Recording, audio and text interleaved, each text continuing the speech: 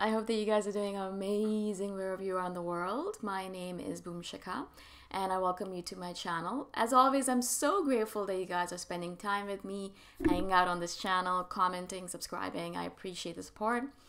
And again, if you guys want to support me further, obviously you can do that on my Patreon link. The link is in the description below. In this video, I want to speak to you guys about something funny, something weird, really weird about us, and something that is because of the fact that we spend a lot of time in our heads.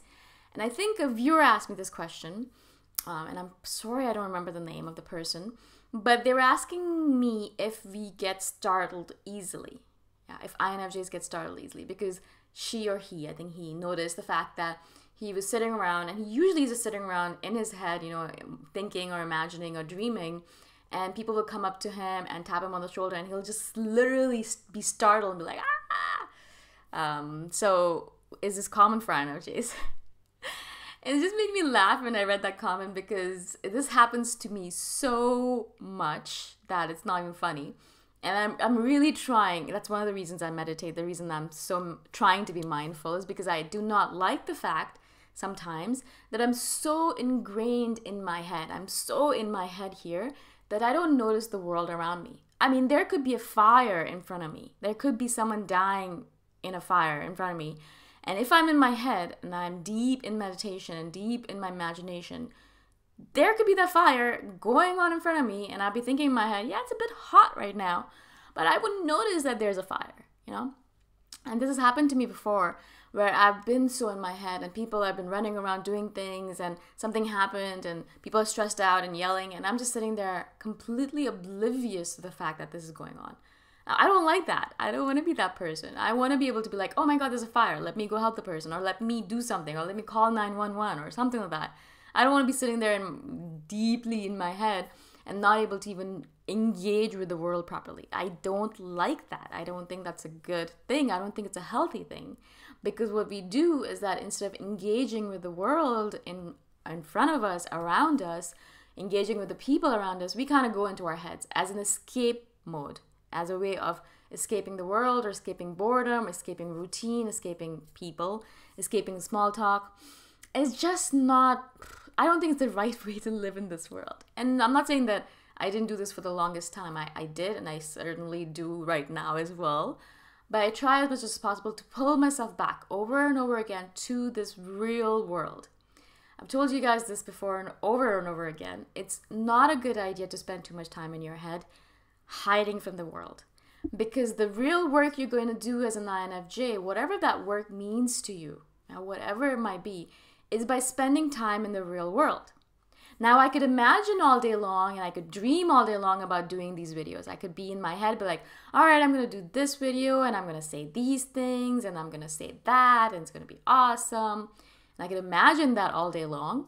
But until I actually sit down in this physical realm, sit down in front of the freaking camera, sit down in front of the microphone, and actually say these words out loud and record and send to the ether, to the World Wide Web, until I actually do that, there is no point to the whole situation. There is no point, because none of you guys are going to hear my words, and you're not going to be affected by it or understand them or perhaps learn from them. Yeah.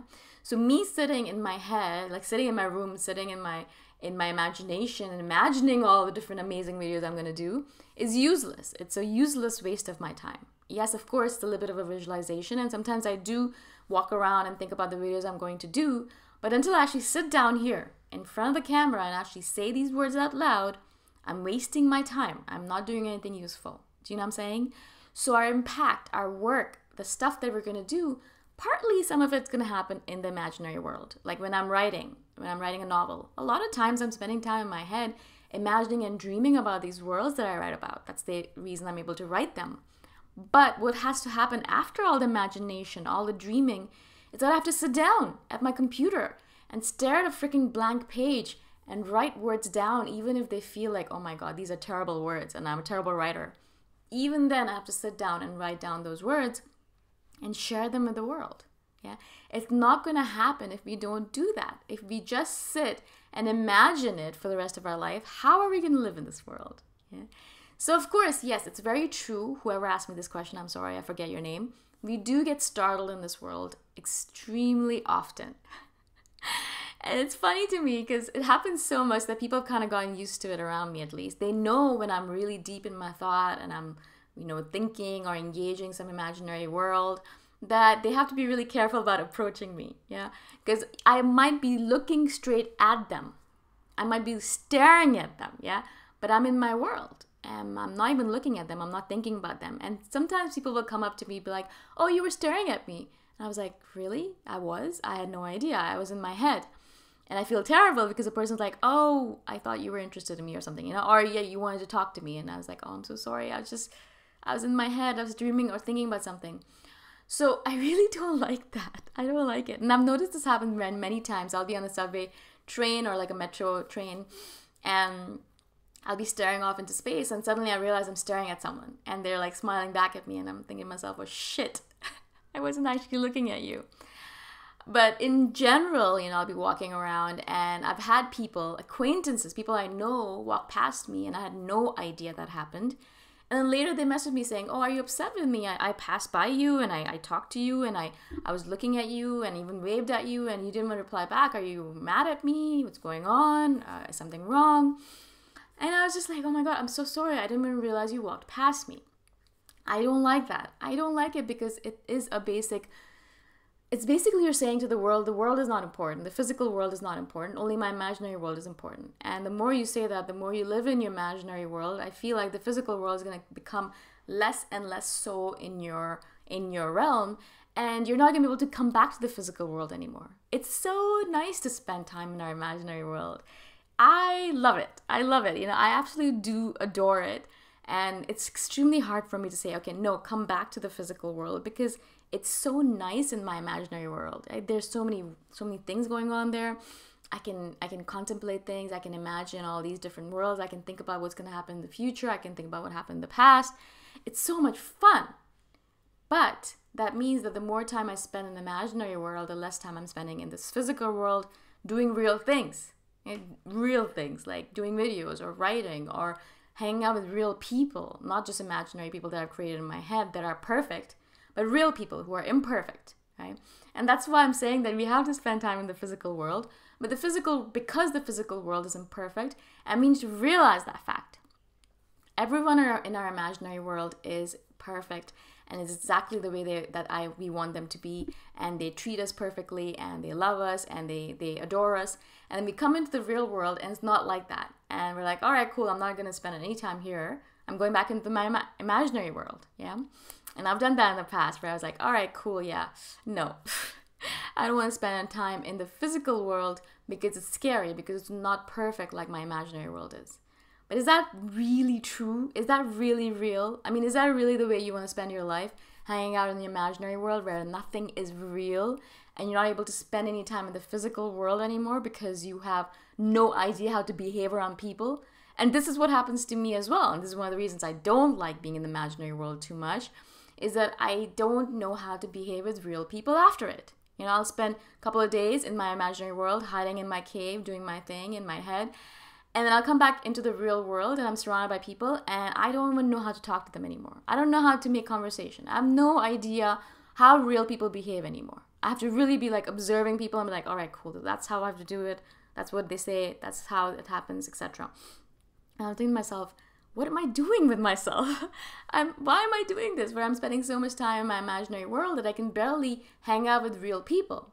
Of course, as I practice a little bit more in the real world, I get used to it and I know now how to deal with them. But I really dislike that period of time where I'm like, I have no idea what to say here. I sit there and I stare at the people and I listen to them speaking and I have nothing to contribute because I have no idea how to speak in the real world anymore. I have no idea how to talk to these people. What am I supposed to say? What do I say? Is it how are you or how was your day? I mean, I barely know how to communicate anymore because I've spent so much time in my imaginary world. I don't like that, and I don't want you to do that either. As I said, the real work we're going to do, the real impact we're going to have, the real life we're going to lead is going to happen in this real world, in this physical realm, and not in our imaginary worlds. Even though our imaginary worlds are perfect, and yes, we love spending time there, and yes, we don't have to completely remove ourselves from it. We can definitely still spend time there.